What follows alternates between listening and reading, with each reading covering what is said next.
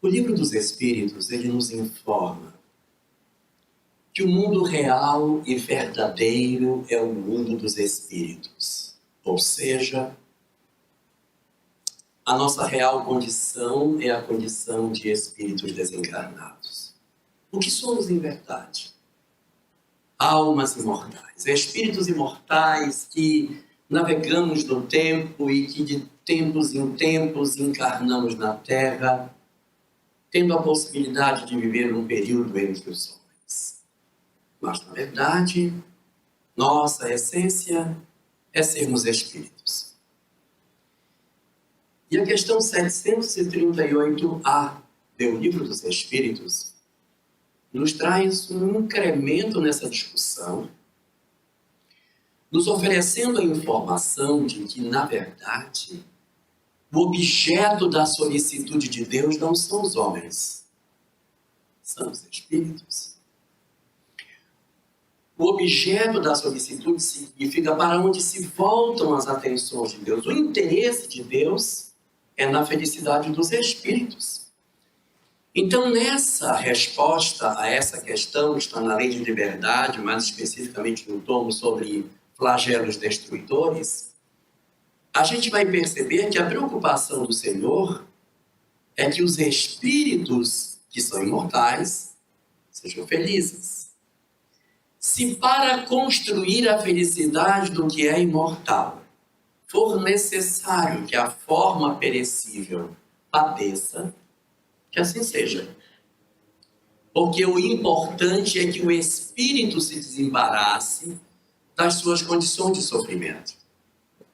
Em outras palavras, se for necessário que o homem chore para que o espírito possa rir, assim será. E não ao contrário, não é interesse de Deus que se construa uma estrada aonde os homens sorriam para que os espíritos se entristeçam. O espírito é, na verdade, o foco de toda essa discussão. E nesse processo de construção do enriquecimento das virtudes do espírito, ele pode naturalmente exercer um processo de mudança em si e fazendo as suas transformações, alcançando a condição espiritual sem a necessidade de reencarnar. Os espíritos podem progredir no mundo espiritual. Nós sabemos que um espírito chegado ao mundo espiritual, numa determinada condição, ele pode progredir lá. É só olhar André Luiz. Chegou numa condição sofrível. E olha como evoluiu. Olha como se transformou. Quando a gente observa André Luiz nas obras seguintes, quase nem reconhecemos aquele mesmo espírito que se apresenta no início da obra. Quando tomamos a obra Memórias de um Suicida e assistimos como é que Camilo chega ao mundo espiritual e comparamos com o Camilo das últimas páginas, nós dizemos: o espírito pode progredir no mundo espiritual. É um fato. Quando a gente pega essas pontas soltas e amarra e conclui que a vida real e verdadeira é a do espírito, que a solicitude de Deus é para os espíritos, não para com os homens, que os espíritos podem evoluir no mundo espiritual porque esse é o mundo real e verdadeiro, a pergunta que se impõe é: por que a gente vem? O que é que a gente veio fazer aqui, se o objeto da solicitude de Deus é sermos observados como espíritos? Se nós podemos evoluir no mundo espiritual, que raio de decisão foi essa que fez com que a gente saísse da condição de espírito e decidisse encarnar na Terra? Qual é a razão disso? Qual é o sentido que tem a gente procurar uma encarnação entre os homens? Qual é o objetivo de todas essas coisas? Ou seja, qual é o porquê da vida? O quê? Qual é o sentido disso? Por que a gente está aqui? E a doutrina espírita, ela vem nos ajudar de maneira muito interessante sobre todas essas coisas. Abrindo um conjunto de ensinamentos que vai nos ajudando a decifrar o sentido de todas as coisas e a razão pela qual estamos aqui. Porque se a gente pode viver lá, se podemos evoluir lá, se o que Deus quer é a felicidade do espírito, não faz muito sentido estar aqui. Por que a gente vem? Sabe, é verdade que a gente pode evoluir no mundo espiritual. A prova está aí nos livros, nos personagens que a gente viu. Mas o que ocorre é que quando nós estamos no mundo espiritual, a gente não tem muita certeza sobre as nossas certezas. Porque eu estou diante da vida imortal e eu estou vendo que existe a lei de causa e efeito. Eu sei que existe a reencarnação. Eu sei. Então eu acabo tirando conclusões sobre mim mesmo e sobre o outro que podem não representar aquilo que verdadeiramente reside no âmago da minha alma. Eu posso estar dizendo aquilo que a minha razão diz que é o razoável de fazer. Então eu digo assim lá no mundo espiritual: eu já perdoei meu sócio. Só porque ele me roubou, me deixou na miséria, levou minha mulher, levou os meus filhos, arrumou um atestado falso, disse que eu era louco e me internou no manicômio. Essa coisinha besteira. Hoje a gente conversa, a gente até acha graça dessa história. Eu procurei e a gente se perdoou e nós estamos muito bem. Eu estou ótimo com relação a ele. Nós estamos muito bem. A pergunta é: será, papai? Será verdade que, de fato, o que reside no profundo do meu ser é o perdão? Será que eu realmente perdoei esta pessoa do fundo do meu coração? Ou eu acredito, e acredito verdadeiramente que eu mudei? Eu acredito, porque se eu acreditar que eu mudei, eu posso até me iludir. Eu digo: não, perdoei, está pacificado, mas pode não estar. Por quê? Porque uma parte da minha personalidade como que protege o acesso para o eu profundo. E eu miseravelmente posso me enganar sobre quem eu sou.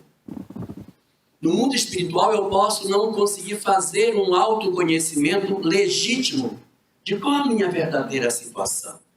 Eu posso estar iludido sobre as coisas. Eu posso estar enganando a mim mesmo porque eu até convivo com a pessoa que me prejudicou. Mas eu não tenho certeza se eu perdoei. Só existe uma forma, não tem duas, de ter certeza que perdoou: apagando o consciente e deixando que fale o inconsciente. E a estratégia da lei da natureza para que a gente experimente esse tipo de situação, através da qual ocorre o abafamento da lucidez do espírito, se chama reencarnação. Por que a gente renasce em corpos tão pesados? Porque eu preciso de um corpo que consiga abafar as minhas lembranças. Eu preciso disso.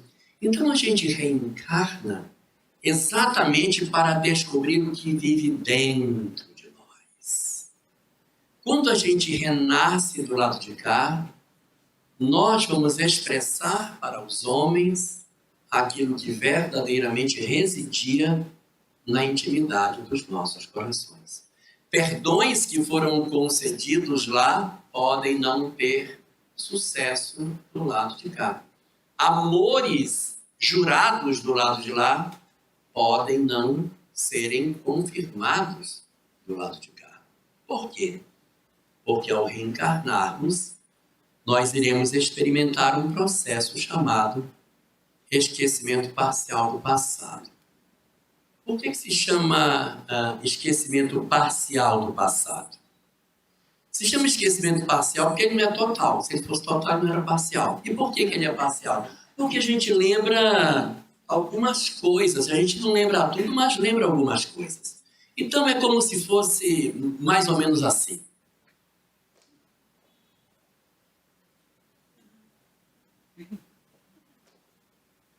Nós renascemos e temos um esquecimento do que fomos, de quem fomos, das coisas que nos aconteceram. E os espíritos usam uma expressão muito boa para representar isso. Eles chamam de véu do esquecimento. O que é um véu? O véu é uma coisa que a gente não vê, mas vê. Ou melhor, a gente entrevê, não é? É como se a gente reencarnasse e o espírito ganhasse uma catarata. Então, bem severa. Aí ele disse, olha, eu não sei o que é, mas eu estou vendo mais ou menos. Vejam que não há nenhuma obra espírita que diga assim, a parede do esquecimento. Já viram uma obra assim, a parede do esquecimento? É sempre o véu. Porque o véu é uma cortina. Eu entrevejo, eu consigo ter alguns nuances de lembranças, de emoções. Então, o que acontece nas nossas existências quando nós renascemos? Nós precisamos passar pelo esquecimento do passado. E tem muitas pessoas assim, mas aí não tem graça. Eu queria renascer lembrando tudo, porque se eu lembrasse tudo aí, tudo bem, mas eu renasço e não lembro de nada, mas é isso mesmo. Porque se fosse para lembrar, ficava logo lá, meu filho. Se fosse para lembrar, ficava lá. Por que veio? Porque a gente precisa experimentar o esquecimento do passado. E por que a gente esquece? Existem 3 razões pelas quais o espírito esquece o passado. Razão número 1 é para que a gente esqueça o que a gente fez. É muito ruim a gente lembrar as coisas que a gente realizou. É muito ruim a gente viver com a lembrança de tudo de errado que praticamos no passado. Considerando que a história da humanidade está repleta de guerras, violências, maldades, agressões, arbítrios, escravizações, intolerâncias religiosas. E as páginas da história, praticamente todas, foram escritas com gota de sangue. Será que a gente escapou de todos esses movimentos ao longo da história? A gente conseguiu se desviar de todas essas experiências negativas? Ou será que nós caímos em algumas delas? Do poder, da violência, da intolerância, dos desequilíbrios no campo da afetividade? Quantos desequilíbrios nós trazemos dentro de nós?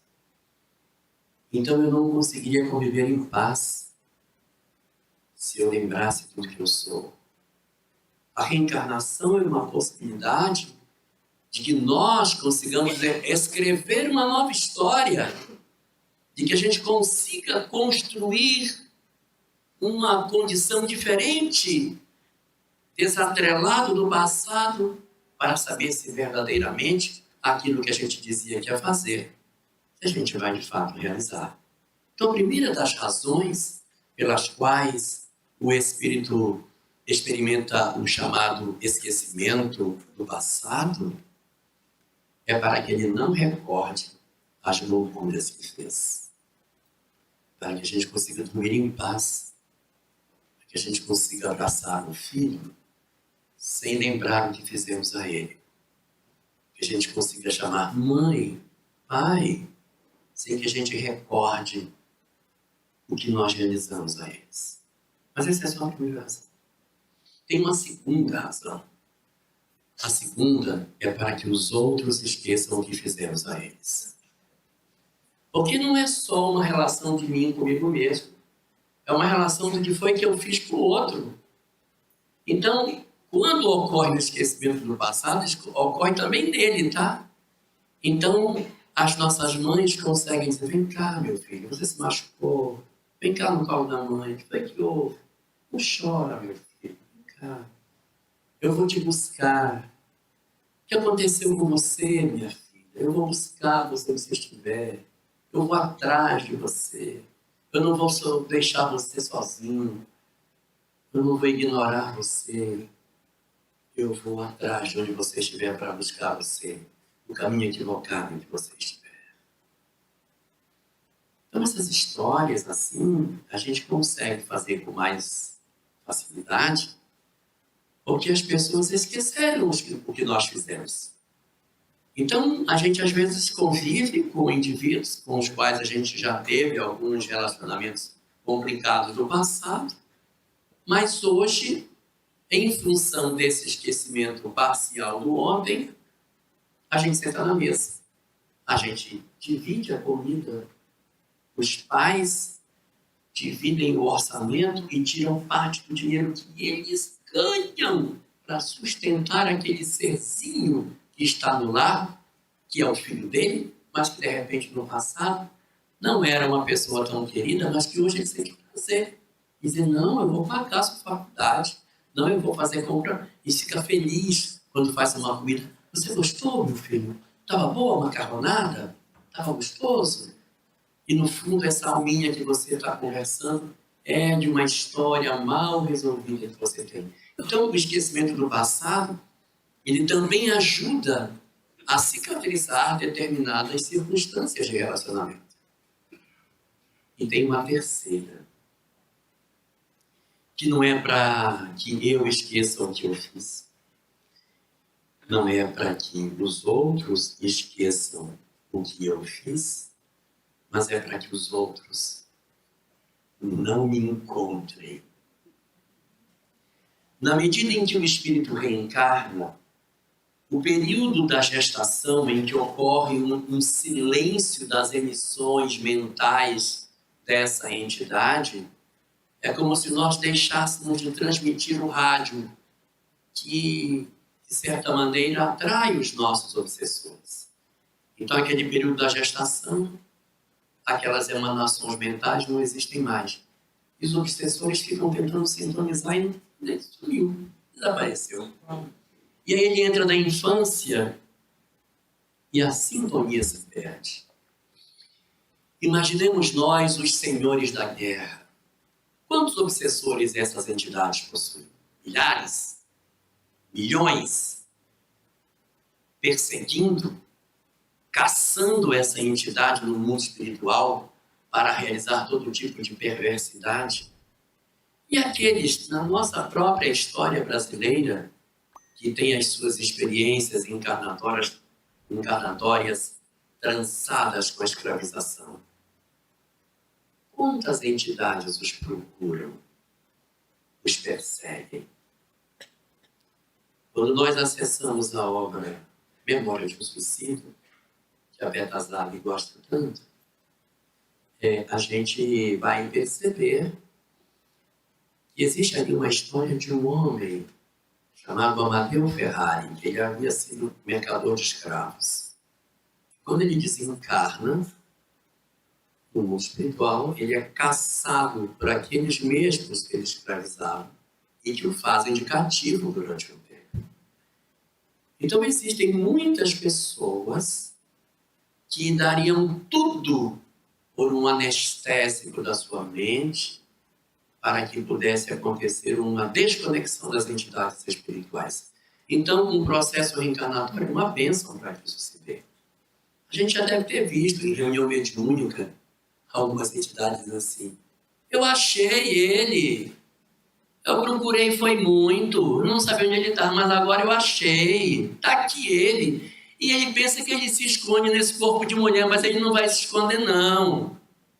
Porque agora que eu achei. Então, por que ele achou? Porque na medida em que a pessoa foi dando condição de se expressar de maneira mais plena seu raciocínio, seu pensamento, suas emanações mentais deram a sintonia que o obsessor tinha. E ele veio no rastro daquela sintonia, como se fosse um faro.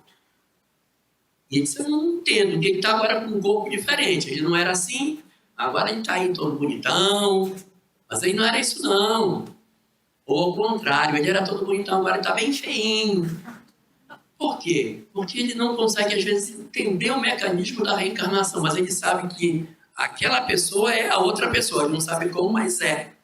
É por conta dessas estratégias de ocultamento ou de ocultação do espírito na carne para evitar a sintonia com seus obsessores. Aí a gente vai entender determinadas encarnações que acontecem com pessoas que têm graves deficiências mentais. E a gente fica olhando assim, para que essa criança, 20 anos que não senta, não fala, não anda. Eu feita com o espírito de Carlos Moura. Está aí, desse jeito. Meu Deus, qual é o sentido disso? Esperando os obsessores reencarnarem e poder voltar mais sossegado. Porque enquanto ele está naquela doença mental, ele não emite os pensamentos que atrairiam os seus perseguidores. Então, o esquecimento do passado é uma coisa maravilhosa e faz parte desse majestoso mecanismo de retorno, que a gente imperiosamente necessita. A encarnação dos espíritos, ela não é uma questão facultativa do espírito dizer, eu não vou nem reencarnar, não mais não. Estou mais querendo ir. Não tem mais, não estou querendo ir. Existe, evidentemente, uma flexibilidade. Existem determinados espíritos que possuem um grau de liberdade maior, mas não é absoluto. O espírito pode até, em determinadas condições, até retardar um pouco a sua encarnação, mas ele não tem condição de dizer, chega, eu não vou mais, que se quiserem vocês vão, eu vou ficar por aqui que tá bom. Não tem como. Por quê? Porque existe um mecanismo da lei muito bonito. É lindo isso. Que diz o seguinte, é um mecanismo que fala que o destino de todos nós é a felicidade. A gente, todo mundo sabe, os espíritos vão para a felicidade, sabe o que é e tal. Só que tem uma coisa, essa ida para a felicidade, ela não é gratuita. Isso não é assim, olha, já está muito tempo aqui, esse espírito está muito tempo, vamos empurrar ele um pouquinho mais para frente, assim fica um pouquinho mais feliz. Empurra ele, não é assim. O que impulsiona o espírito à felicidade é a vivência de um sentimento, que é o amor. Em outras palavras, é impossível ser feliz sem amar. Não existe um único espírito no universo inteiro que verdadeiramente seja feliz e que não ame. Você pode até encontrar algum que diga, eu sou feliz, não amo, sou muito feliz, adoro perseguir as pessoas. Então, ele acha que ele está feliz, mas ele não conhece a verdadeira felicidade. Porque a felicidade verdadeira, ela decorre da identificação da criatura com as leis do Criador. Então, na medida em que a gente não ama, consequentemente, de maneira que, irrefutavelmente, você não vai ser feliz, não tem como. Uma coisa está atrelada à outra. Então, eu preciso amar para ser feliz. Só que existe um período em que a gente se esconde disso e diz, eu não quero ser feliz, estou bem como eu estou, é isso, se do nada tá, é bom, não tá, quero ser feliz mesmo, tá bom. E a gente vai se enganando e vai se escondendo da vida.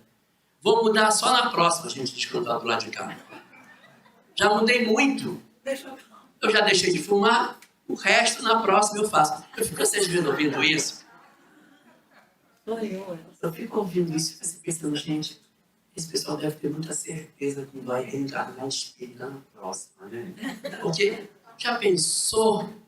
Olha só, Ana Tereza, o cara reencarnar na Síria. Muçulmano na Síria, xiita. Aí vai fazer o que com a reencarnação dele? Como é que ele vai? Ele não vai ter acesso.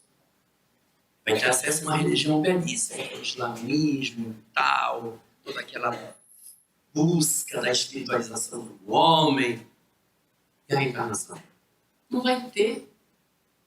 E se... mas eu não quero ir para lá, eu quero ir para a Europa. Então, vá para a Europa, meu filho.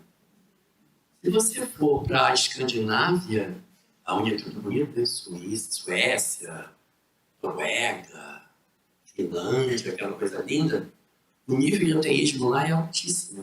O nível de suicídio é imenso. E se a gente já é ateu, imagine achar uma reencarnação em um local de ateísmo. Então é muito complicado. Então a gente, na verdade, não deveria dizer isso. Na próxima eu resolvo. Vai resolver, nem sabe mais se vai resolver. Não sabe. Então, se a gente tem lucidez, a gente deve aproveitar que eu tenho um amigo lá em Porto Velho, que eu não vou dizer que a gente faça isso, mas é o que ele fala. Eu, quando faço minhas preces, eu oro a Deus assim, Senhor, manda para mim todas as doenças, todas as desgraças, todas as obsessões, manda tudo que tiver na fatura de uma vez, não quero que parcele, eu quero que venha tudo. Mas imagina isso. Não, eu não sei como é que vai ser a próxima. Então aqui essa eu consigo arrumar. Na próxima eu não sei. Então eu peço, Senhor, manda tudo que tiver aí, pode mandar. Não precisa também que a gente faça isso, mas a gente querer desacelerar a marcha do progresso é ingenuidade, porque a gente não sabe o que vai acontecer. Então, a condição para que a gente consiga alcançar a felicidade é o amor. Isso aí, até o Zezé de Camargo sabe disso. Né? Então quando você percebe isso, você nota que você não pode ficar lá, eu preciso avançar. Eu tenho que amar, eu não posso ficar, eu não posso. E aí que se apresenta a imperiosa necessidade da encarnação. Nós temos liberdade para vir assim quando quisermos. A gente tem uma certa liberdade de postergar um pouquinho mais, mas chega uma hora que a gente se sente constrangido a vir. Não há espírito que diga, eu vou ficar para sempre aqui. Ele pode até demorar para vir, mas uma hora ele vem. Uma hora ele vai vir. Existem determinadas entidades que elas são tão endurecidas, mas tão endurecidas, que elas demoram muito tempo para vir. Porque elas encarnam e quando elas encarnam, elas aproveitam muito pouco a encarnação. Não estou falando de nós, estou falando de espírito endurecido. Também não é o cunhado, estou falando de espírito difícil mesmo. Aqueles que quando encarnam, deixam os seus nomes no livro de história, de ódios, de desgraças, de violência, de guerras. Seus nomes estão muitas vezes colocados nas páginas que a gente estuda na história da humanidade. Então essas entidades, quando elas desencarnam, elas não costumam encarnar muito prontamente, elas demoram muito para vir. Às vezes ficam séculos. E aí elas vêm de novo. Há um espaço muito grande entre duas encarnações sucessivas dessas entidades endurecidas. E também elas não costumam vir ao mesmo tempo. Quando tem uma, as outras não estão. Como se fosse um rodízio.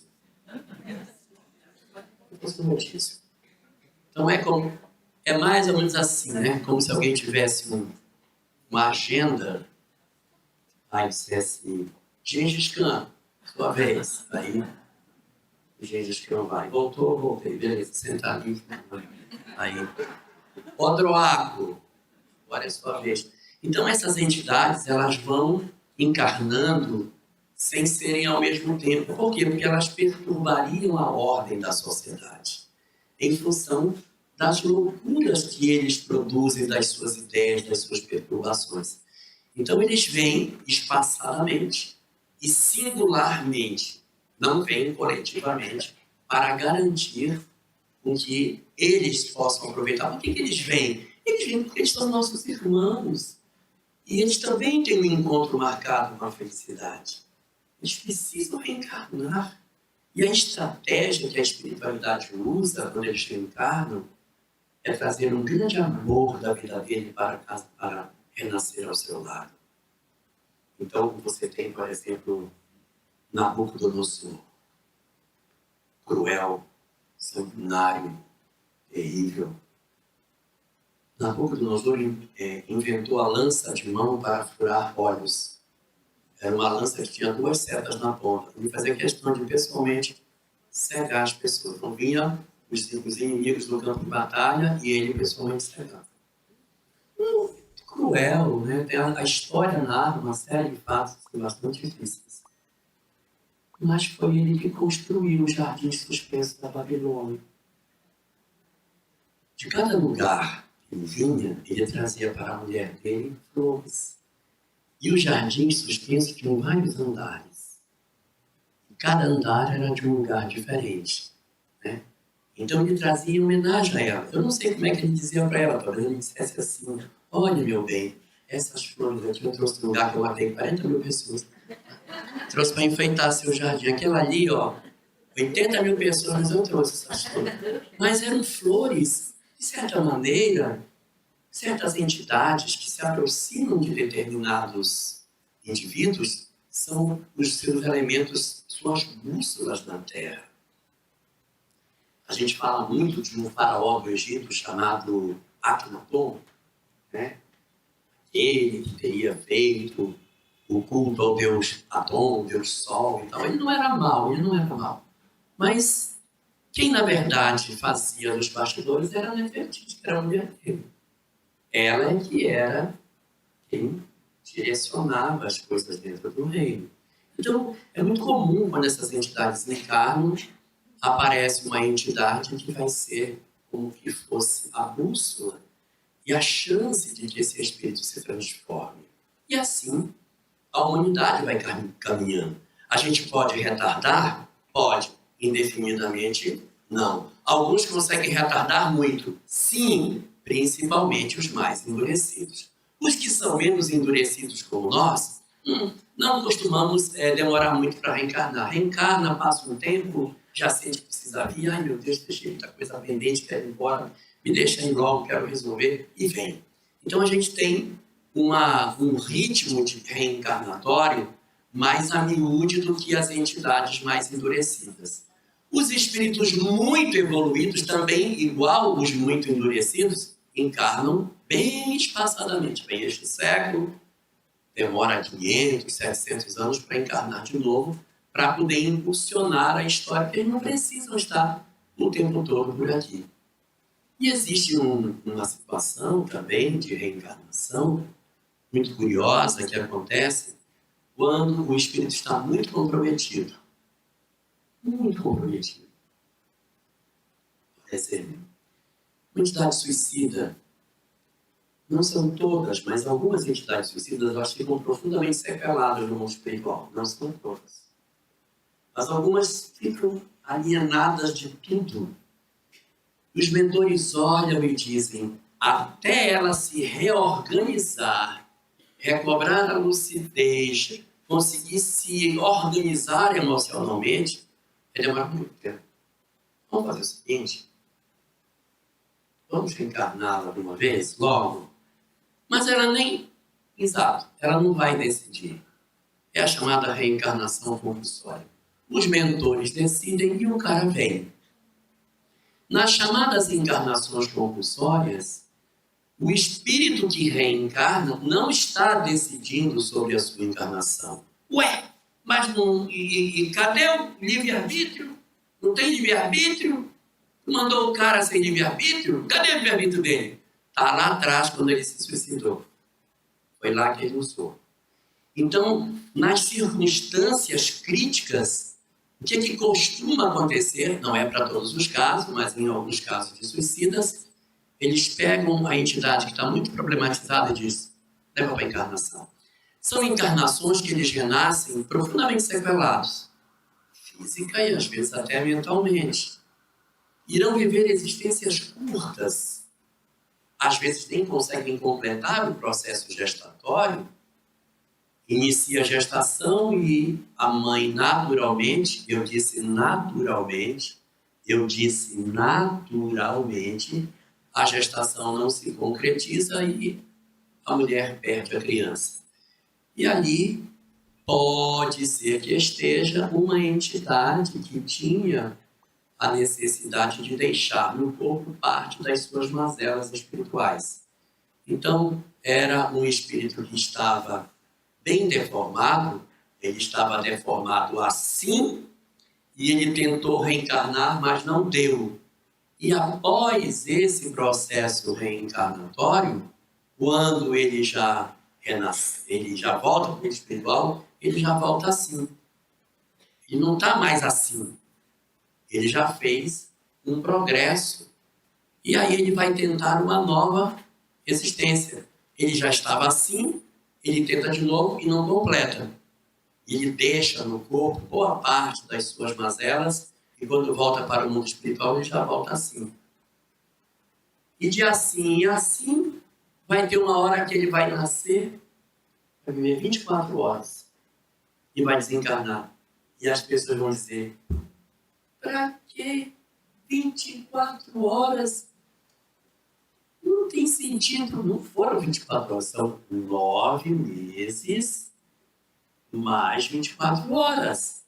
E isso foi um sucesso, porque ele conseguiu completar a gestação.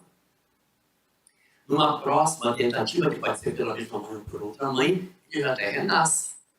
Já vai ser uma criança sequelada, com muitas dificuldades, vai atravessar uma infância profundamente difícil por conta das deficiências que tem, até desencarna cedo, e assim ele vai progressivamente se desembaraçando.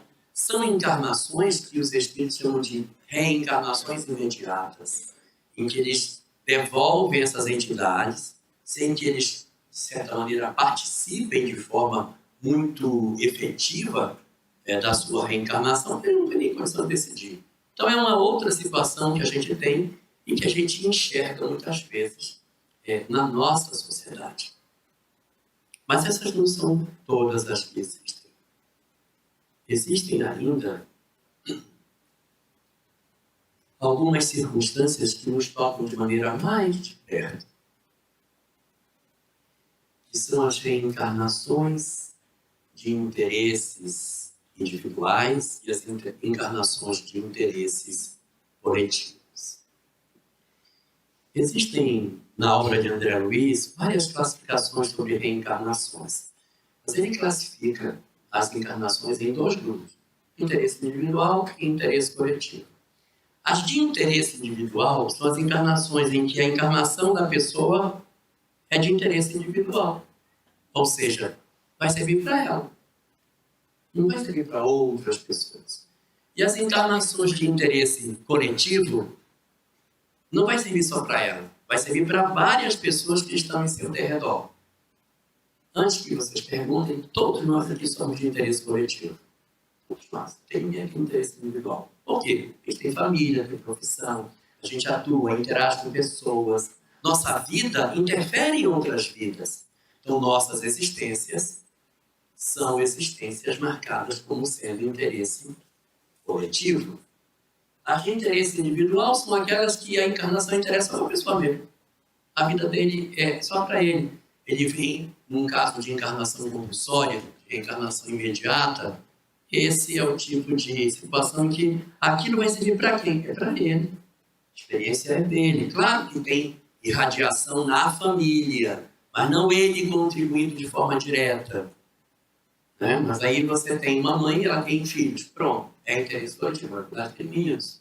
Uma professora primária na zona rural, que alfabetiza crianças, nem recebe salário de coisa.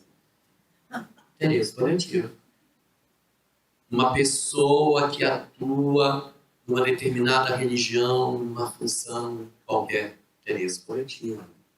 Um servidor público, tem interesse coletivo. Um político, a sua vida interfere em outras vidas, então é uma encarnação de interesse coletivo. O que é interessante dessas encarnações de interesse coletivo de André Luiz? É que nessas encarnações de interesse coletivo ocorre um fenômeno fantástico que está tratado na obra O Pensamento de Emmanuel, de Martins Peralva.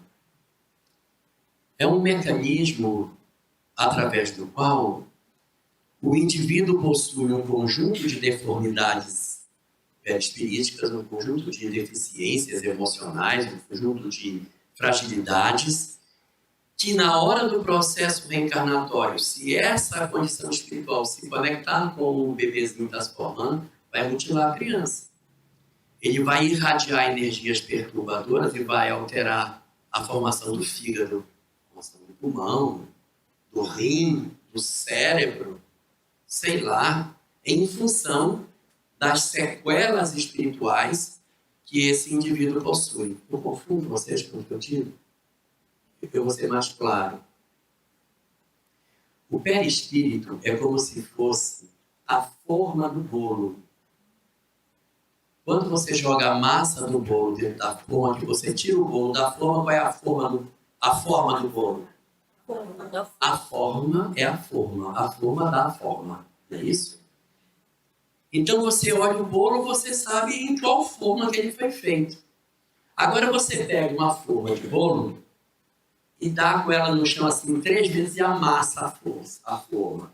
Quando você fizer um bolo dessa forma amassada, como sai o bolo? Amassado. É o que acontece com o perispírito. Se o perispírito tiver uma lesão na mão, no coração, nos olhos, sei lá, a tendência é que na hora que ele vai orientar a reprodução celular durante a gestação, ele transfira na forma de orientar a divisão celular as suas malformações para o corpo que se forma. Então, o corpo que se apresenta, ele, de certa maneira, espelha a genética dos pais e a genética espiritual, ou seja, quem eu sou. Então, eu sou o fruto de quê? Da genética de meu pai e minha mãe e da história do que eu sou. Isso seria o resultado. Nas encarnações de interesse coletivo, o que acontece? Há um banho de misericórdia. Então, esse espírito, por exemplo, deveria nascer mudo, porque foi cruel, foi delator, foi traidor, foi um caluniador, destruiu pessoas com conversas de leve trás, às vezes até mentirosas. Quando chegou no mundo espiritual, meu Deus, o que eu fiz? E aí ele então se apresenta no mundo espiritual com uma lesão na altura da garganta. Vai reencarnar mudo. Vai reencarnar mudo. Só que ele é um excelente professor. Nasceu muito mexeriqueiro. O que faz? Vamos aproveitar com que ele... Não, se ele nascer gago, também não dá para ser professor gago. Não tem jeito. Ele tem que nascer com... Ele não merece, tá? Ele não merece uma garganta boa, mas ele tem uma tarefa para ensinar pessoas. Aí entra a terceira componente. Porque nós somos criados por 3 coisas. Nós somos filhos do nosso pai e de nossa mãe. Nós somos filhos do nosso próprio passado, mas nós somos também filhos de Deus. Deus é justiça e misericórdia. Então, na hora que uma encarnação de interesse coletivo se apresenta, ocorre um banho de misericórdia e determinadas lesões que deveriam aparecer no corpo dessa pessoa não aparecem. eles, como se botasse a mãozinha assim, para não deixar com que a influência ruim do espírito alcançasse o corpo. Senão, segura aí, não deixa o corpo se desenvolver bem. E segura aquela influência ruim. Então, alma ruim, corpo bom. Deu para entender? Mas por que alma ruim, corpo bom? Porque eu tenho uma proposta para você. Você vai realizar um trabalho, então você vai renascer com uma saúde melhor do que você deveria receber. Vocês já viram na reunião mediúnica o espírito dizer assim: eu não sei porque que ele está saudável. Ele tinha que vir todo torto. Por que ele está assim? Ele tinha que... Esse cara... Por quê? Porque ele está numa encarnação de interesse coletivo, aonde realmente ele deveria nascer torto, mas há uma perspectiva de trabalho, então aquela situação, ela foi sustada durante a gestação para receber um corpinho melhor, para poder executar o trabalho, para ver se o exercício do trabalho melhora a condição espiritual dele. Então, essa condição é uma condição muito interessante, porque ajuda com que a pessoa venha numa situação bem melhor do que ele deveria ter. Mas como ele é uma alma complicada, ele não vem 100%, ele vem melhorado, né? Então assim, ele não vem mudo, mas a garganta dele não vai pegar uma friagem. Tá rouco, toda hora tá rouco. Por quê? Porque ele traz um órgão de choque. Nós temos, todos nós, um órgão de choque. Você quer saber onde foi que se comprometeu? Observa qual é o órgão que dá o primeiro sinal quando você fica nervoso. É dor de cabeça? É acidez no estômago? É diarreia? É dor nas costas? O que acontece quando você se aborrece, quando você sai prumo? O órgão, que é o órgão chamado órgão de choque, é o órgão que demonstra aonde houve mais remendo no mundo espiritual para que o perispírito não alcançasse o corpo e a gente conseguisse ter uma condição razoável. Essa é a parte boa da história. Então, vamos contar a parte ruim da história. A parte ruim é o seguinte: corpo bom, alma doente. Então, o corpo está saudável, mas a alma está doente. E por que se deu um corpo saudável para uma alma que era doente? Porque ela tinha um plano de trabalho para fazer. Se ela cumprir esse plano de trabalho, sua mente muda. E ao mudar a mente, a doença desaparece e as emanações na direção do corpo diminuem e, evidentemente, o corpo consegue cumprir a sua tarefa até o final. Mas se o cara abandonar, eu não estou rogando praga para ninguém. Mas se a pessoa abandonar, a tarefa no bem não significa tarefa necessariamente na casa espírita. Tarefa no lar, tarefa na atividade profissional. Não tem tarefa no bem, porque o bem não tem fronteira. Os tarefeiros do bem trabalham no bem em todos os lugares onde o bem possa se apresentar. Tá bom? E quando eu desisto do bem, quando eu digo, eu não vou mais fazer nada, bando de ingratos, miseráveis, que fiquem. Pronto. Eu saí do padrão que era o acertado comigo para que as energias ruins não chegassem no corpo. Não demora muito para pensar, gente. Esse vai ser tão rapidamente. Estou com problema agora. Estou com visitela. Estou com um problema de incontinência urinária. Já me deu Parkinson. Já me deu Alzheimer. Estou com sopro no coração. Agora estou com refluxo. Minha diabetes foi lá para cima. Estou com um sério problema, estou com cirrose. Às vezes a pessoa não precisa ser tudo isso, né, Ana? Mas a gente começa a apresentar adoecimentos de maneira até muito rápida. O que está acontecendo? A gente, de alguma forma, promoveu um deslocamento. Eu não estou dizendo com isso. Se a gente fizer sempre o bem, não vai adoecer. Não. O adoecimento faz parte da existência. A gente adoece, a gente fica velhinho, a gente desencarna. Porque a existência ela é curta mesmo, ela não pode ser muito longa. Se a gente tivesse uma existência de 50 mil anos, era melhor ficar lá. A gente ia ter memória de 50 mil anos. Você não lembra o que você fez? Na época lá, quando a gente saiu da pré-história, eu lembro o que você fez. Não adianta. Você tem que desencarnar e reencarnar, tempo curtinho, que é para não guardar muita coisa. Senão fica ruim conviver. Por isso que a encarnação é curta. Se encarna, começa de novo. E aí a gente vai se banhando nas águas do rio Estígio, como diziam os gregos, e vai reencarnando com o esquecimento do passado. Essa a grande proposta que a doutrina espírita nos apresenta para que a gente entenda o porquê da vida, o porquê de todas essas coisas. Por que tudo isso acontece? Só para concluir o que eu tenho para falar, que eu falei demais, eu ia falar só disso, eu ia falar só um pouco. Mas, só para terminar, eu queria dizer que, às vezes, a gente, quando ouve na doutrina espírita, assim, essas falas que dizem que nós temos um compromisso, que nós nascemos para realizar, aí todo mundo fica pensando, meu Deus, eu tenho que construir uma creche, eu tenho que fazer um asilo. Então a gente sempre vai em busca de uma coisa grande para fazer, como se os chamados do bem sempre fossem chamados institucionais. E a gente não tem essa informação na literatura espírita. Eu vou dar 3 provas do que eu estou dizendo. Primeira prova.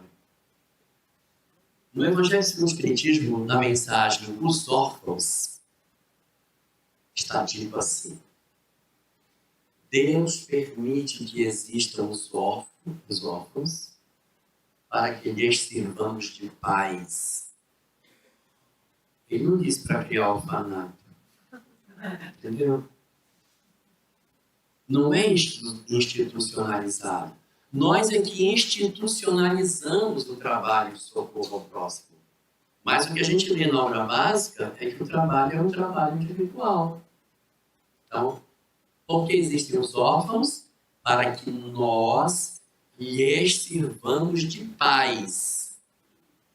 Segunda situação, você já deve ter visto uma mensagem, que na verdade não é uma instrução dos Espíritos, é um texto de Kardec, chamado Infortúnios Ocultos. Uma mulher que vai numa casa, que leva a filha dela com ela, etc.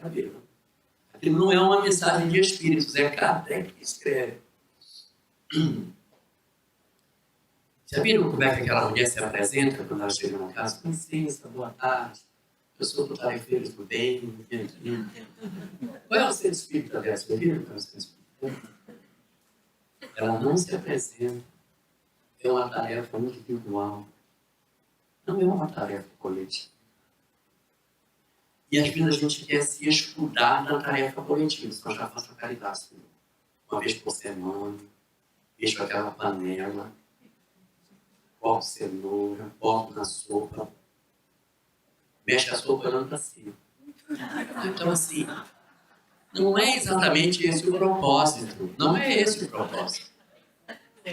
É lógico que eu estou falando isso, mas não é para que ninguém diga, então eu não vou mais. Não, não é isso.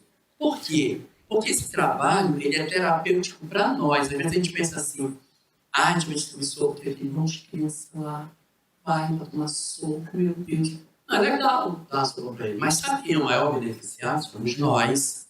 E eu não estou falando isso por pieguismo, não. Não é por pieguismo. Ai, porque nós... Não é, é porque é verdade. Você pega uma pessoa que ela sofre de depressão, ela está numa situação terrível, leva para o trabalho essencial. E você vai ver como que a vida dela se transforma, porque ela vai descobrir que ela é útil, que ela pode ajudar pessoas. Então, a instituição espírita mantém o trabalho assistencial, tudo bem, para atender aquele carente. Tudo bem, mas para socorrer aquele que vai oferecer a sopa. Porque é ali dando as... Por exemplo, a mulher está de luto, meu Deus, eu não sei o que eu faço, eu vou enlouquecer com o luto e tal. Aí ela vai para uma tarefa assistencial. Acho que ela vem um monte de criança carente. Um monte de gente assim, eu vou doar as roupas. Ela não queria doar. Ela disse, eu não vou tirar a roupa do meu amor e vou dar. Tem sentido. Quando ela vê as crianças, você não dá. Meu filho vai ficar feliz se souber que eu estou dando para eles. Ela vai no guarda-roupa, tira com prazer e entrega. Então vai curando, a gente vai curando. Então esse processo de socorrer os que padecem nos cura, nos promove cura. Por isso que é importante fazer. E quando eu falo que de repente a gente fica preocupado com as coisas lá fora e não faz o que tem que fazer do lado de dentro, eu não estou dizendo que a gente não deva vir para a casa espírita. Não. A gente vem para estudar, para aprender, para se aprofundar, para colocar mais ferramentas na nossa caixa e levar para casa. Aí a gente vem com o alicate, ganha a chave de fenda, uma chave de fogo, uma parafusadeira elétrica, uma furadeira. E a gente vai se aparelhando para poder trabalhar em casa. Se eu não venho, eu não me aparelho. Ficar, não, ó meu filho, ó minha filha. Mãe fala na sua olha o outro. Então, assim, aí você não tem instrumento para lidar. Você não tem instrumento para lidar. Você só sabe dizer. Sim, não tem jeito. Como não tem jeito? Não tem jeito porque eu não tenho ferramentas. E aí a gente vem na casa espírita para procurar ferramentas que nos ajudem. Mas eu falei que eram 3 e eu só contei 2. Eu só contei a história dos órfãos e só contei a história da mulher dos infortúnios ocultos. Falta a terceira. A terceira está na Revista Espírita do mês de agosto de 1865. Página 374. Que é isso? Não é Se for na edição da Fé. Se for na edição da Fé. É uma mensagem chamada A Chave do Céu, em que os espíritos ali, no caso é a Kardec, que escreve, ele diz que a caridade ela é feita com uma pirâmide. Existe uma pirâmide da caridade. E que essa pirâmide ela tem 5 degraus. 5 degraus. Que ele chama de os degraus da caridade. Ele diz assim, no degrau mais alto dessa pirâmide estão cônjuges e filhos. Aí diz assim no texto, é para eles que devemos dar a nossa primeira esmola da compaixão.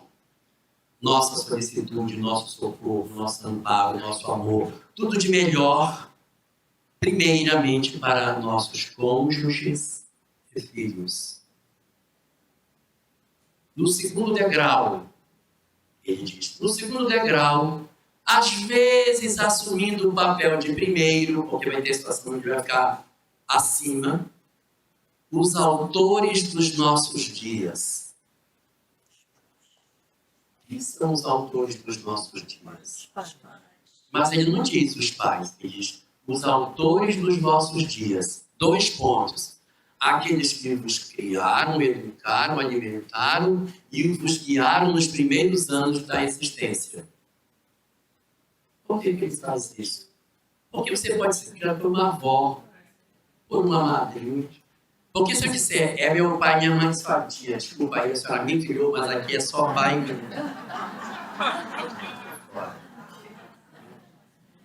Então, é os autores dos vossos dias, porque são aqueles que nos educaram, criaram, etc, etc, etc. Aí, como a gente é ruim de entender, tem um ponto e vírgula e diz, o vosso pai e a vossa mãe. É que se não entendeu, agora entende. Qual é o degrau que eu estou? Segundo. Terceiro degrau, os irmãos consanguíneos, que a gente esquece depois que cresce. Terceiro degrau, os irmãos consanguíneos. Quarto degrau, os amigos do coração. Quinto degrau, os pobres, a começar pelos mais miseráveis. O que fizemos? Invertemos a pirâmide. Mudamos a cabeça para baixo. A gente cuida dos pobres, cuida dos amigos, e os cônjuges e filhos ficam lá para baixo, recebendo o que sobra das migalhas daquele nosso afeto. Então, a nossa preocupação, nosso campo de trabalho, o nosso espaço de serviço é, antes de qualquer coisa, o lar. Ali, no silencioso espaço das nossas existências, onde ninguém nota, é onde se dão as maiores conquistas que o espírito pode realizar. Não estou dizendo com isso que a gente vai conseguir sempre realizar a transformação dos nossos entes queridos. Do tipo, tenho um marido alcoólatra, vou me dedicar e ele vai deixar de beber. Não. Talvez ele beba até o final. Talvez meu pai continue do jeito que ele é até o final da existência. Talvez eu não consiga tirar meu filho da droga. Eu não consiga ter uma relação conjugal mais saudável. Talvez eu não consiga harmonizar o meu lar. Então, de que serve o nosso esforço?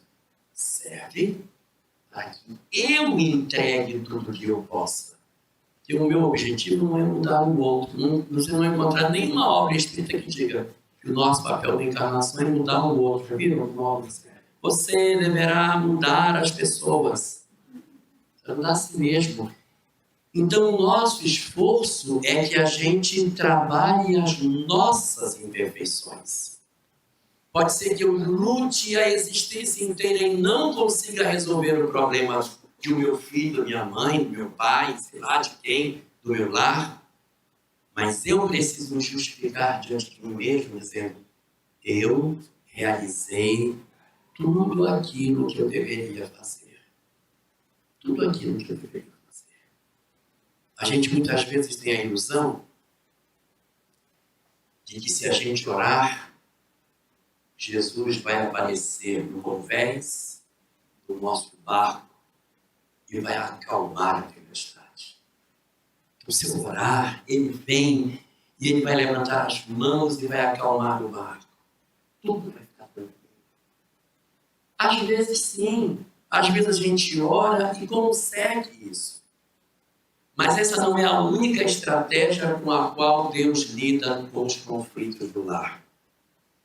Nem sempre ele acalma a tempestade.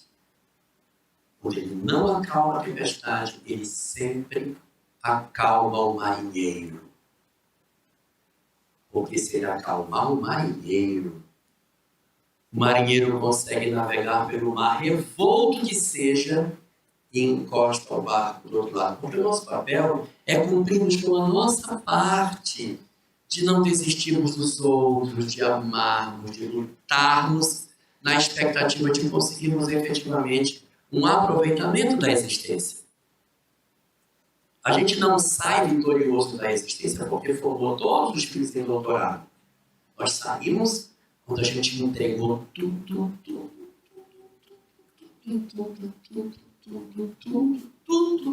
que eu podia para tentar ajudar o outro sem resistir. Mesmo que o outro seja indiferente, que o outro seja ingrato. Lá no Evangelho que nos pediu, no capítulo 3, em 19, benefícios pagos pela ingratidão. Lá diz que quando a gente desiste de alguém, você desacelera a velocidade do avanço do outro, porque ele se justifica no seu abandono para não avançar. E quando você não desiste, ainda que ele não aparente nenhuma mudança, no mundo espiritual ele diz, meu Deus, o que eu fiz? O quanto minha mãe lutou e eu não fui grato ao que ela fez. E aí ele se sente comprometido a avançar por conta de um amor não correspondido. Então, quando a gente se pergunta qual é o porquê da vida, qual é o sentido de tudo isso? É vir aqui para entregar todo o amor que a gente possa entregar, ainda que a gente viva um processo de ingratidão, mas que a gente faça todo o esforço possível, fazendo a leitura espiritual de todas as coisas, compreendendo a transcendência da vida, a beleza extraordinária da encarnação que nos foi concedida, para que a gente deixe a nossa passagem pela Terra com caracteres de luz, oferecendo a nós uma mudança extraordinária de vida, pela chance que Deus nos deu de começarmos novamente ao lado daqueles que precisam tanto de nós.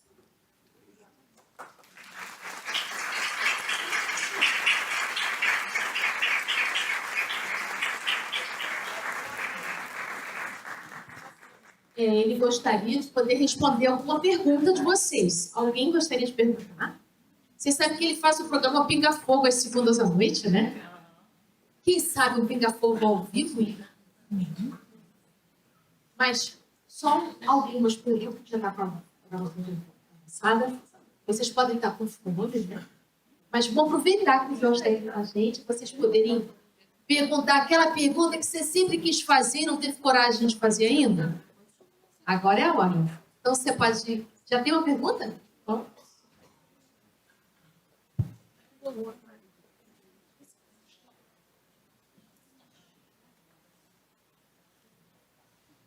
Olá, boa noite.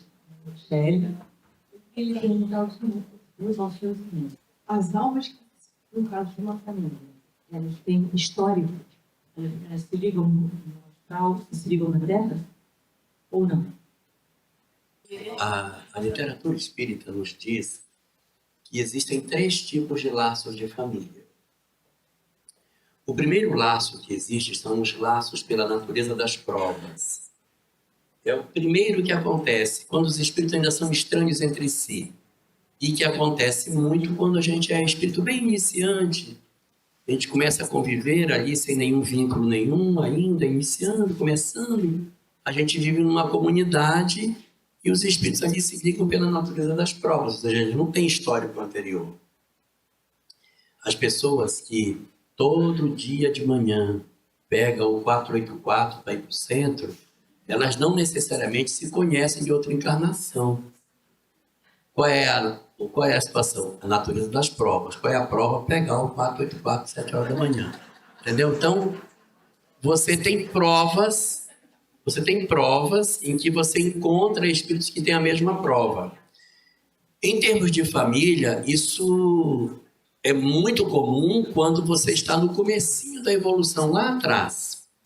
Ou quando, por exemplo, você vive determinadas circunstâncias em que a natureza da prova é muito mais importante do que o vínculo. Por exemplo, eu tenho um espírito que precisa passar por uma situação de pobreza, uma situação de desassistência, numa família numerosa, num lugar longínquo de tudo, para que ele valorize aquilo que ele não valorizou. Então ele pode reencarnar numa família que tem muitos filhos, numa condição bem complicadinha do ponto de vista econômico, lá no local afastado, em que seu pai e sua mãe podem ser para eles espíritos estranhos. Então ele está reencarnando por quê? Pela natureza das provas. Não tem vínculo. Uma outra, espíritos suicidas, às vezes, não é sempre, quando renascem em famílias estranhas. Por quê? Segundo a obra Memória de um Suicida, os ingratos, eles têm uma tendência de perderem a concessão de nascer próximo de seu pai e sua mãe, porque eles fizeram sofrer. E os suicidas se incluem nessa condição de ingratidão e, às vezes, eles renascem em locais estranhos. Então, o primeiro tipo de laço é o de natureza das provas, que eu não conheço. Segundo tipo de laço, almas afins. Espíritos que se conhecem no passado e que se encontram no hoje, no lar. São espíritos que a gente sente um prazer enorme na convivência. E o terceiro tipo de laço são as almas, que são laços de desafeto. Espíritos que a gente se conheceu no ontem, teve problema e agora estão renascidos dentro de casa para consolidar o perdão que aparentemente foi dado lá em cima. Então eles se reencontram aqui. Eu sei que muita gente deve estar fazendo as contas em casa agora para saber quem é laço de afeto, desafeto, natureza das provas. Eu quero dizer o seguinte: não façam isso. Porque se a gente nasceu sem lembrar, é porque é para não lembrar. O que você vai fazer? Se eu descubro, minha irmã, tem uma antipatia pela minha irmã, eu acho que ela é meu laço de desafeto. Não vai piorar a relação? Vai piorar. Então a gente tem que pensar assim, para aqueles que são meus laços de desafeto, eu tenho que dar amor para eles, para resolver. Para aqueles que são meus laços de afeto, eu tenho que dar amor. É tão bom dar amor. E aqueles que são natureza das provas, se eu não der amor, ele vai virar laço de desafeto, vai infernizar a minha vida e depois eu vou ter que resolver. Então é melhor dar amor. Então, se eu tenho que dar amor para cada uma dessas três naturezas, não fique escarafunchando o passado. Não adianta a gente querer abrir essa caixa de Pandora para saber o que cada um foi. Entrega amor e pronto. Mas a natureza das provas, os laços de afeto e de desafeto, são as três formas de laço que a família possui. Se eu pudesse comparar para você, eu diria que a nossa família parece uma bisteca. Tem um pedaço de osso e um pedacinho saboroso de carne.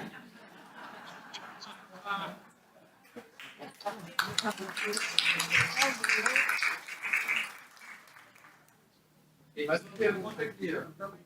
Posso fazer uma pergunta? Deve. Então, eu queria fazer uma pergunta. Por que famílias que aparentemente não se conhecem têm uma vida que se entrecruza e que às vezes se cruza apenas para que haja uma tragédia, vamos dizer, tá? Pessoas que não... Duas famílias que se cruzam por acaso e dali surge uma tragédia onde pode desencarnar 8 pessoas juntas, por exemplo.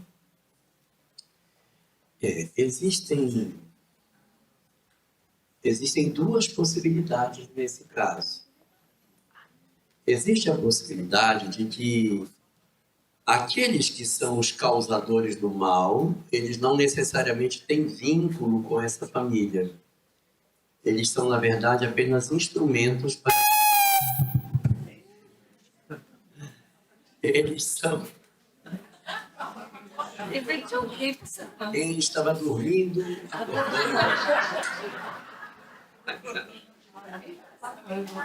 Uma primeira condição é que eles sejam espíritos estranhos entre si. E por que eles se encontraram? Eles se encontraram para que a família que aparentemente foi a que prejudicou a outra se apresentasse como um instrumento para que a lei se cumprisse, para que a lei acontecesse. Vou contar um caso que vai ilustrar isso. O primo estava sentado de frente do outro primo limpando a arma. E a arma disparou e matou o primo. Aí ele foi acusado de que ele tinha assassinado o primo, foi aquela confusão, foi para o tribunal e a defesa apresentou uma carta psicografada por Chico Xavier do rapaz que havia sido assassinado. E ele dizia o seguinte: o primo não tem culpa nenhuma. Ele foi apenas um instrumento para que eu desencarnasse, porque eu já ia desencarnar, independente de ser por aquela bala ou por outra coisa, mas eu estava com previsão de desencarnação. Então, essa situação é uma das possibilidades. As almas não possuem vínculo, elas não têm história nenhuma anterior. Ocorre uma fatalidade, um acidente de trânsito que ninguém está querendo provocar. Eu não estou querendo provocar um acidente de trânsito. Mas aí, pum, bate e acaba acontecendo. Então, a minha imprevidência acaba gerando isso e, de repente, as almas não têm vínculo anterior. É uma questão da natureza das provas. Existe uma passagem do Evangelho na qual Jesus diz: é necessário que venha um escândalo. Mas aí, por que o escândalo vier, isso significa o seguinte: a lei de causa e efeito ela vai acontecer. Aquelas pessoas vão desencarnar. Isso é da lei. E quando desencarnarem as 8 pessoas da mesma família, todo mundo vai se escandalizar. Vai ser um escândalo quando isso acontecer. Porque a casa desabou em cima deles. Porque eles comeram uma comida estragada e todo mundo desencarnou. Porque o pai dormiu no volante e o carro desceu a ribanceira na serra. Então todo mundo se escandaliza. mas a lei se cumpre e ninguém se comprometeu. Agora, é necessário que o escândalo venha, ou seja, que as pessoas se escandalizem. Mas se alguém atravessar essa história, dando causa para que isso se dê através da ação de alguém, ai daquele por quem o escândalo vier. Por exemplo, a menina deveria desencarnar, já estava programado. Ela desencarnaria de alguma coisa, de uma doença, de uma coisa qualquer, ela ia desencarnar. E o rapaz vem bêbado, atravessa o sinal vermelho e mata a menina. É necessário que o escândalo venha. Mas ai daquele por quem o escândalo vier. Ele se comprometeu pela imperícia dele, pela forma como ele agiu. Então, eu disse para você que isso pode ser dado em duas condições. Quando não há intencionalidade e a coisa acontece, é por conta da circunstância da natureza das provas. Mas existe uma condição ou outra, que é uma condição em que demonstra vínculo. O sujeito devia para o outro, se ele me deve, ele vai me pagar, ele vai me pagar, ele me deve, ele vai pagar. Se ele me pagar, eu vou largar dele, eu vou matar ele.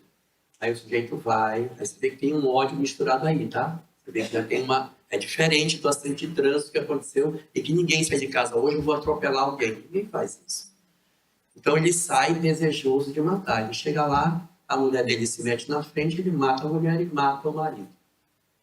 Então, nessas circunstâncias, a gente vai perceber aí envolvimento de obsessão e histórias do passado trançadas com o hoje, em que a impulsividade da criatura acaba promovendo determinados atos de violência com relação ao outro. Então, no caso da você tem que analisar: houve intencionalidade ou não houve? Não houve. Foram instrumentos da lei para que aquilo acontecesse. Não, houve intencionalidade sim. O cara deliberadamente ele quis fazer isso. Então, aí tem uma história de causa e efeito, uma vinculação que possa estar justificando essa situação acontecer. Minha pergunta não é uma pergunta, é uma afirmação. Se você pudesse fazer um comentário, quando a gente compreende o porquê da vida, isso nos facilita muito, porque a gente desperta para a prática do bem e do amor. Sim. Você poderia comentar isso? Sem dúvida nenhuma, compreender esses mistérios extraordinários da reencarnação, da lei de causa e efeito, é muito importante para que a gente consiga melhor facilitar a nossa condição de convívio com as nossas dores e até conseguir resolver determinados dramas. Mas o conhecimento desses instrumentos, ele não é essencial para que a gente resolva. Por quê? Porque o que é essencial para resolver é o amor. Então, no que Jesus se concentrou? Ele se concentrou em dizer que a vida não era material, existia a vida após a morte, mortalidade. Mas nem se deteve a discutir que a reencarnação tem o processo reencarnatório que durante a adolescência o espírito não está para isso. Imortalidade da alma, isso é suficiente. Saber que existe imortalidade da alma está ótimo, para que você não se fixe na coisa daqui. Tem um outro mundo lá. E segundo, esquece a vingança. O perdão é a grande lei. Então ele trabalhou imortalidade da alma e trabalhou amor. E o terceiro elemento era a presença de Deus. Ele trabalhou com esses três pontos. Deus, imortalidade da alma e amor. Foram as três peças que ele fez. Se nós tivéssemos só esses três elementos, a gente resolvia tudo. Mas a gente derrubou todos três. Nós derrubamos Deus e colocamos o homem. Nós derrubamos o amor e colocamos o prazer. E nós destruímos a espiritualidade e colocamos a materialidade. Foi isso que a gente fez, né, Tio? Destruiu a doutrina cristã e derrubou as peças que Jesus havia colocado para nós como sendo os pontos essenciais da sua doutrina. Então, eu tinha Deus, só tenho duas mãos. Eu tinha Deus, a imortalidade e o amor. Nós derrubamos as 3. O Espiritismo, ele revive o Cristo. Por que é chamado de cristianismo redivivo? Porque o Espírito estava morto. E ele foi e botou de pé. Como? Aonde tinha Deus, o homem veio destruição. Deus não existe, isso é tudo besteira. Aí a gente vem com a lei de causa e efeito, que é um princípio espírita, e coloca Deus de pé. Aqui, ó, a lei de causa e efeito justifica a existência de Deus. A imortalidade também estava derrubada. O Espiritismo pegou a mediunidade, que é um princípio espírita, e botou a imortalidade de pé. A gente prova o Deus com a lei de causa e efeito, e prova a imortalidade com a mediunidade. E prova a necessidade do amor com outro princípio, que é a reencarnação.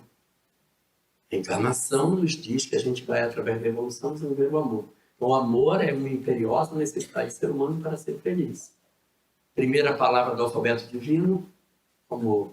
Segunda palavra, reencarnação.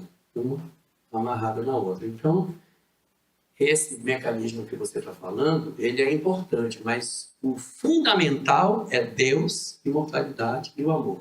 O Espiritismo está por trás, sustentando a mensagem que Jesus deixou.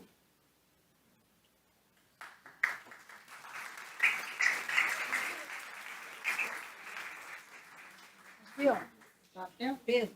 Dá tempo, né? Tem. Parabéns pela palestra, está maravilhosa. Fazer uma pergunta que eu acho que é importante, né, para mim. Com todo esse perdão, bondade, amor, assim, como fica a questão da autoproteção? Será que a gente também estimula relações lesivas, e etc., sem dar limite, sem dizer não? Onde é que está a fronteira dessa não do parar, para que também a pessoa tenha algum retorno, que aquilo não está fazendo bem? O perdão não significa aceitar a convivência em todas as condições. O perdão significa não levo você dentro de mim. Não carrego ódio de você. Tem muitas vezes que a relação ela consegue ser trabalhada e a gente consegue conviver. Então, por exemplo, você tem 2 tipos de laços familiares. Laços consanguíneos e laços não consanguíneos. Nos laços consanguíneos, que é pai, mãe, irmão, filho, filha, são laços consanguíneos. A gente não pode dizer, esse aqui é meu ex-filho. Ex-filho. Ex-filho. Não tem ex-pai, não tem ex-mãe. Então vai ser para toda a existência. Então a gente não desfaz laços consanguíneos. Marido não é laço consanguíneo. Tá? Então os laços consanguíneos a gente deve, na medida do possível, trabalhar para que a gente mantenha a harmonia com eles. Se por algum motivo a relação consanguínea se torna abusiva, a gente precisa trabalhar essas questões e tentar resolver de forma que a gente se preserve. Então, às vezes, quando uma relação muito abusiva, a gente diz assim, ó, você vai morar lá, eu vou morar aqui. Mas você não corta lá, só a gente não é assim, olha, meu filho, nunca mais, esqueça meu CPF, esqueça, nunca mais não pense na minha casa. Ou para minha mãe, eu nunca mais quero viver na minha vida, tenho ódio da senhora. Esse tipo de situação a gente não deve cultivar. Então, se a convivência não é satisfatória, porque de repente você convive com uma pessoa narcisista que te explora, que te sufoca, que te enlouquece. O narcisista ele é um doido na pessoa, tá? Ele enlouquece, porque ele vigia tanto a pessoa que a pessoa não consegue nem respirar, passa o dia inteiro vigiando. Você está falando com quem? Deixa eu ver o que está fazendo. Você tem que me dar atenção. Nossa, um sofrimento. Então tem situações em que a situação narcisista ela sufoca a pessoa. Ou de repente, uma mãe narcisista que explora, que diz, você não presta, você é uma imunda, ninguém vai querer casar com você, você é uma ridícula. Então, você vive uma situação abusiva. Se a situação não é possível, a gente procura uma convivência mais fluida, ou seja, você mora num canto, outro mora no outro, e a gente vai tentando, sem cortar os laços, se fala pelo telefone, mas não se permite tanta invasão. Quando os pais se tornam velhos, já estão incapazes de se cuidar, abusivos ou não, a gente vai voltar para procurar colegas. Ai, mas ela é um horrível. Mas a gente vai olhá-la como doente hoje, vai cuidar, e ela vai reclamar, vai cuspir na gente, vai xingar, vai jogar as coisas, vai cuspir. Nossa, vai ser horrível. E aí você vai devagar, sabendo que aquilo é por pouco tempo, porque esses processos de demência vão para um apagamento da personalidade em pouco tempo. Então, na situação assim, complicada, de pais narcisistas ou filhos drogados que roubam, você tem que, de repente, se proteger até fisicamente. Vive num canto, para ele poder viver no outro, para que você consiga respirar, mas sem cortar vínculos, sem cortar, sem dizer assim, eu mudei meu celular, mudei de cidade, meu filho não me acha nunca mais. A gente não faz rupturas. Joana de Ângeles diz que laços a gente não rompe, a gente no máximo desata e ainda desmaça. Todo laço rompido a golpe de machado, a gente voltará a ele. Então a gente não corta laço a golpe de machado. Marido é uma outra circunstância, né? Marido não é laço consanguíneo. Então o que a doutrina espírita nos fala sobre marido? Nos fala que a gente precisa, tanto quanto nos seja possível, manter uma relação de harmonia. No livro Na Era do Espírito, que é uma obra escrita por Emmanuel e irmão Saulo, que é o pseudônimo que o Herculano Pires usa nessa obra, eles tratam ali sobre casamento e lá está dito: ninguém pode aceitar a criminalidade em nome do amor. Então, se de repente as coisas descambaram para o desrespeito, para a violência, a gente não tem a obrigatoriedade de manter essa relação, conforme está na questão 940 de O Livro dos Espíritos, quando fala das uniões antipáticas, o que os Espíritos colocam lá, que elas acontecem muito mais pelo nosso interesse do que pela lei divina. No livro Encontro Marcado, Emmanuel diz que as separações, embora elas são lamentáveis, embora algumas vezes sejam justas, mas elas serão sempre lamentáveis. Por que sempre lamentáveis? Porque é lamentável, porque o ideal era que elas não acontecessem. Mas às vezes elas podem ser justas. Elas são justas quando elas se colocam como um mal menor, diante de um mal maior que poderia se dar numa relação que persiste. No Livro da Esperança, mensagem número 76, chamada Uniões de Prova, o último parágrafo da mensagem lá embaixo diz assim: que todas as vezes que a gente pensar em desistir de alguém por conta de dificuldade de relacionamento, que a gente primeiro indague a nossa consciência se a gente já fez tudo para salvar a relação. Ele justifica, porque se a cobrança vem pela consciência, se você não fez tudo o que poderia fazer para salvar a relação, a sua consciência vai te cobrar depois. Então, antes de tomar essa decisão, primeiro verifique se você fez tudo o que poderia ter feito para salvá-la, para que não aconteça que mais tarde a consciência lhe cobrar de coisas que você poderia ter tentado e que não tentou. Mas para a doutrina espírita, os laços de casamento não são indissolúveis. E uma relação abusiva que possa estar produzindo esse tipo de situação, ela verdadeiramente é uma situação para ser resolvida. Só que a gente não deve deixar a relação adoecer a esse nível para que a gente comece a tentar tratá-la. Então a gente cuida dela desde que a gente começa. Evangelho no lar, oração, procurar manter a harmonia, procurar fazer tudo que a gente puder para que a gente não tenha parcela significativa de contribuição no processo de separação. Que acontece na vida de muitos de nós e que não significa fracasso reencarnatório de forma alguma. A gente precisa sempre estar atento, mas o perdão não é você dizer assim, ele me bateu, mas tudo bem, a gente vai continuar. Perdão é você não levar a pessoa dentro de você com ódio. E como é que eu sei que eu perdoei? Quando eu conto a história sem me emocionar. Quando eu conto a história e eu ainda me emociono, minha respiração ainda muda, é porque o passado ainda não passou, ainda é presente em mim. E para não deixar ninguém muito preocupado, cônjuges às vezes se reencontram em outras existências. Ave Maria. Mas não necessariamente na mesma condição. É muito comum virem como mãe e filho. Então, reencontra numa condição diferente. E outra coisa, a gente casa com maridos de outra existência que possa ter amor ou possa ter mágoa. Porque toda mágoa é um amor que adoeceu. Mas ninguém casa com quem tem ódio. Ninguém vai casar com pessoa que tem ódio. Se você tem ódio do marido, não vai casar com ele. Mas eu vou casar com pessoa que tem ódio. A gente casa com uma pessoa que a gente tem mágoa. A gente esquece. Mas não dá. A mágoa, sabe por quê? Porque como a mágoa tem amor por baixo, a gente esquece assim, que bonitinho ele. E aí quando casou. Mas assim, você nunca vai casar com um inimigo. Vou casar com um inimigo? Então eu tenho uma pessoa do meu trabalho que me persegue, eu tenho ódio dela, ela me odeia, é um inferno na nossa vida. Aí eu vou casar com ela na outra encarnação. Pode até ser siamês, né? Mas casar não casa, gente.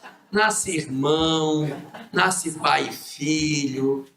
Mas essa relação marido e mulher, ela está facultada para amores e para mágoas. E hoje, na situação atual que a gente está vivendo, tem muitos casamentos do presente, tá? Casamentos que estão surgindo das relações do agora, não tem ascendência espiritual. O pessoal vai para a festa, já vai com a escova de dente no bolso. E aí, uma semana depois, está casado. E aí, em muitas dessas circunstâncias, esses laços não são do hoje, do ontem, são do hoje. Então, a gente vai para a última pergunta, tá? Não entendi. É uma curiosidade recente agora. O noticiário divulgou fartamente sobre um homem que congelou muitos espermas e que aquela coisa gerou muitas crianças, muitos filhos. Eu queria saber que vínculo existe entre esse homem que congelou, que vai ser pai de não sei quantas crianças, e não existe amor. Existe simplesmente a doação daquele esperma que vai gerar. O vínculo dele? Que vínculo desse espírito que vem através dessa união? O vínculo é o seguinte: toda vez que uma célula dele se reproduzir dessa criança, vai relembrar o DNA do pai dele. É só isso aí. Só isso. Não tem Tem vínculo vínculo. espiritual. O caminhoneiro passou na estrada, engravidou a menina e foi embora. Pois é, mas ele nunca reconhece esse filho, né? Não vai ter reconhecimento, não tem ligação dele com... Uma prostituta, durante sua vida, ela teve milhares de clientes. Ela vai ter vínculo com todos? Não, mas aí eu tô falando Então não tem outro vínculo. outro ser que vai Não, ser gerado. vamos analisar essa. Uma prostituta teve milhares de clientes. Ela tem vínculo com todos eles? Então ela não tem vínculo com nenhum deles.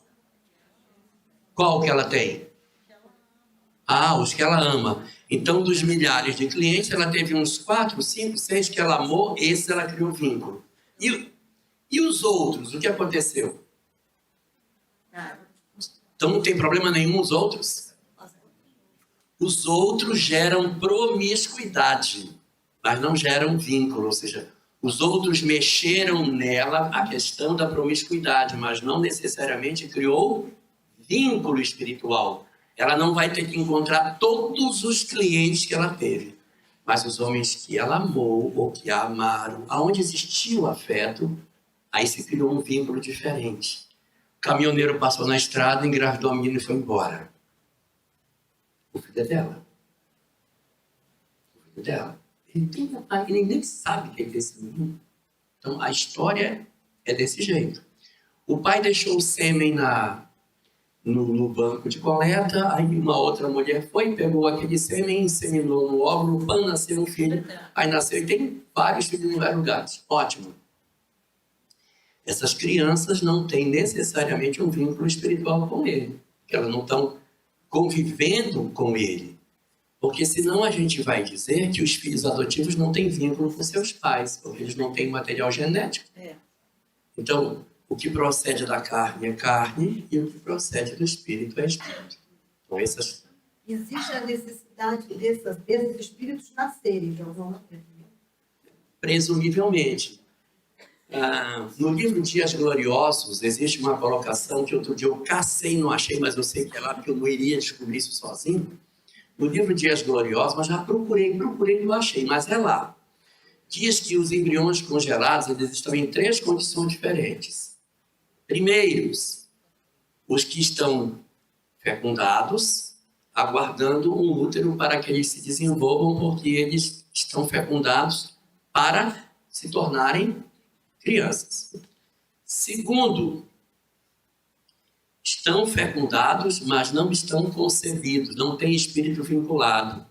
Se colocar na mulher, não desenvolve. Se desenvolver, dá origem a uma mola idatiforme. É uma multiplicação celular desorientada que não forma coisa nenhuma. Hoje não acontece mais.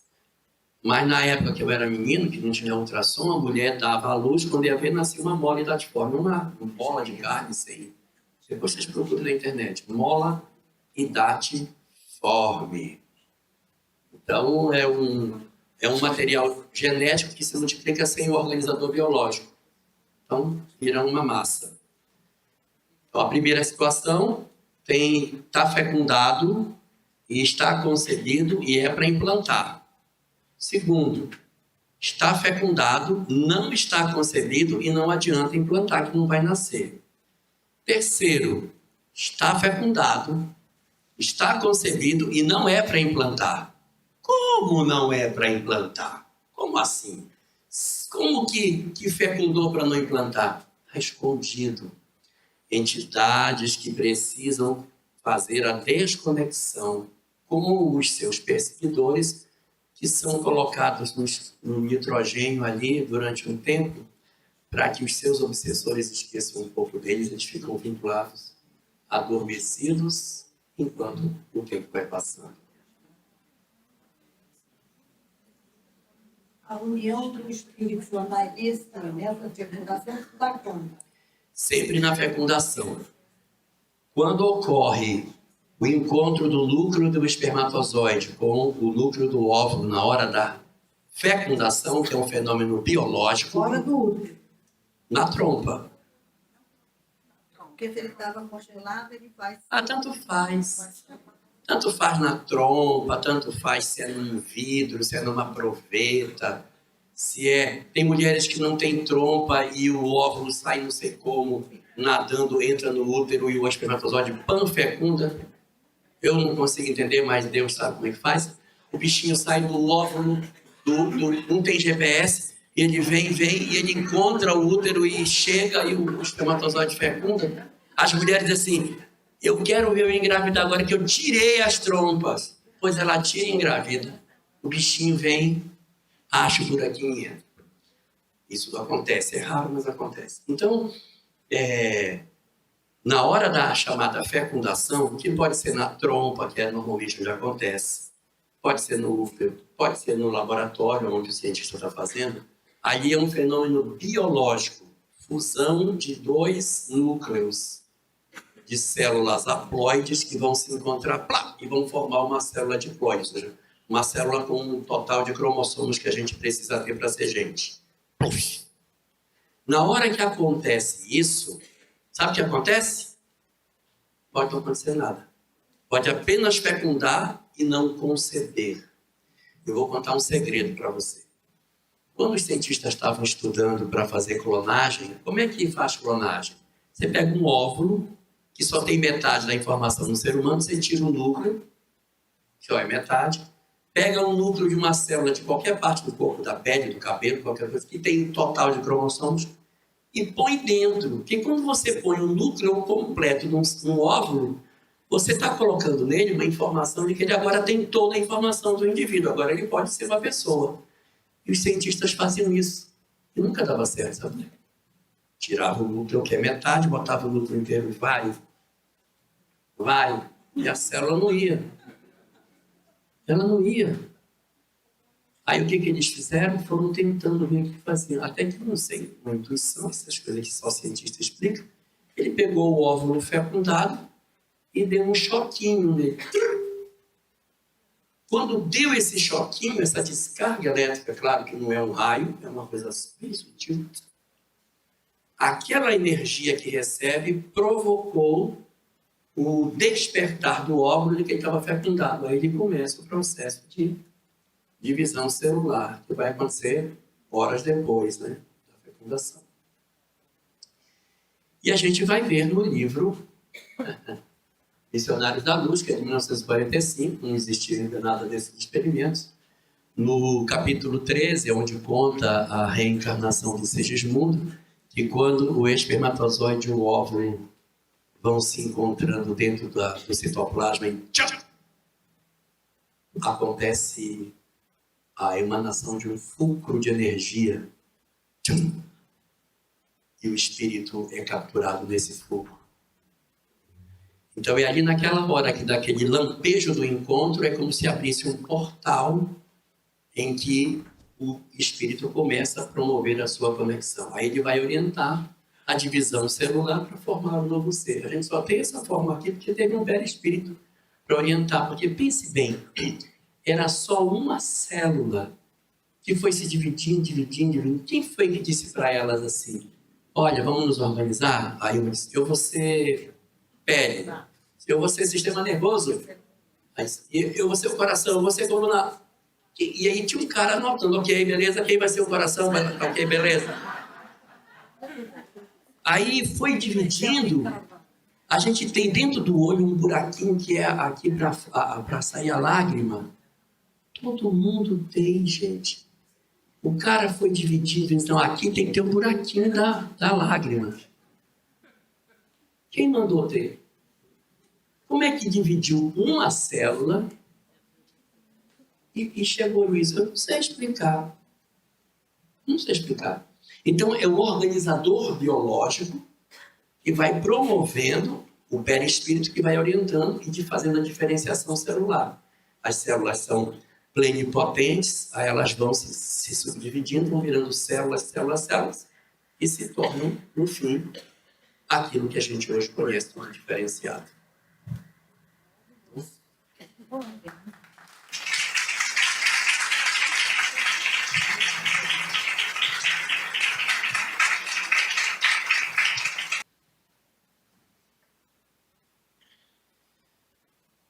Senhor de infinita misericórdia,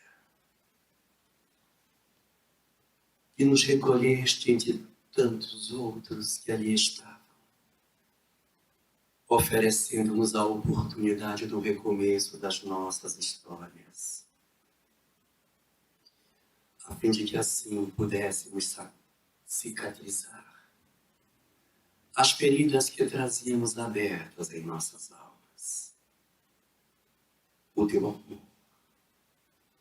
destacando-nos diante da escuridão, ofereceu-nos a oportunidade do recomeço e a chance de sermos novamente contados entre os homens e oferecermos assim os nossos corações para as experiências que precisávamos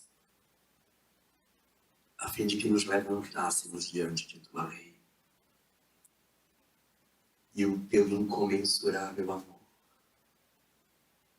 reuniu-nos, Senhor, cada um de nós, no lar que nos foi próprio, a fim de encontrarmos ali as experiências que precisávamos para o entendimento mais pleno dos propósitos superiores da vida.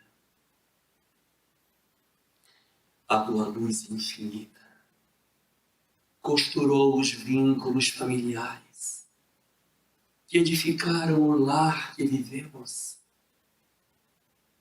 e as múltiplas relações que mantemos hoje com aqueles que repartem conosco a porção mais estreita da existência. assim, para que nós pudéssemos caminhar de maneira a não nos perdermos pelas sombras do caminho. Ofereceste-nos a luz da doutrina espírita, para que ela nos fosse um fanal suficiente para nos guiar diante das borrascas, das tempestades, das noites tempestuosas, dos nossos períodos de solidão, dos nossos desertos interiores e das inúmeras experiências que esta existência espiritual nos oferece, Senhor. Temos hoje um pé fincado na terra, mas os olhos ligados no infinito. E esta existência, Senhor, se apresenta como a mais importante que já tivemos. Ou será aquela que pela primeira vez apresentamos a lucidez de entendermos que somos espíritos ainda na carne? Por isso queremos te pedir que tu nos auxilies a verdadeiramente lançarmos mão de tudo aquilo que sabemos, a verdadeiramente utilizarmos as ferramentas que viemos buscar na casa espírita,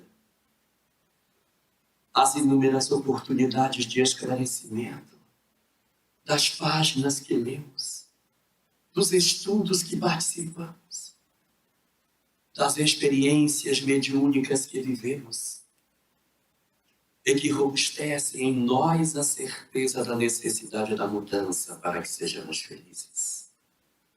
Por isso te pedimos, Senhor, deita as tuas bênçãos sobre o nosso lar. Protege os nossos entes queridos que foram confiados à nossa guarda. Ajuda-nos, Senhor, aonde nos faltem as forças, a ser o suplemento de paciência, de amor e de perdão para todos aqueles que conosco convivem. Lava dos nossos corações a mágoa e o ódio. Retira de nós o sentimento da indiferença, mas dá-nos a cada dia a força para que nós aprendamos a celebrar a existência que tu nos concedeste. Aprendemos a te agradecer pela chance de estarmos novamente entre os homens. Enxuga, Senhor, as nossas lágrimas com as notícias da imortalidade. Acalenta os nossos corações que sofrem com as verdades da lei de causa e efeito. E acerena-nos o Espírito com as luzes da reencarnação, para que o nosso pranto cesse, para que nós enfim deixemos de soluçar e que consideremos que os nossos dias sejam amargos, dados assim, pela compreensão que a doutrina espírita nos oferece.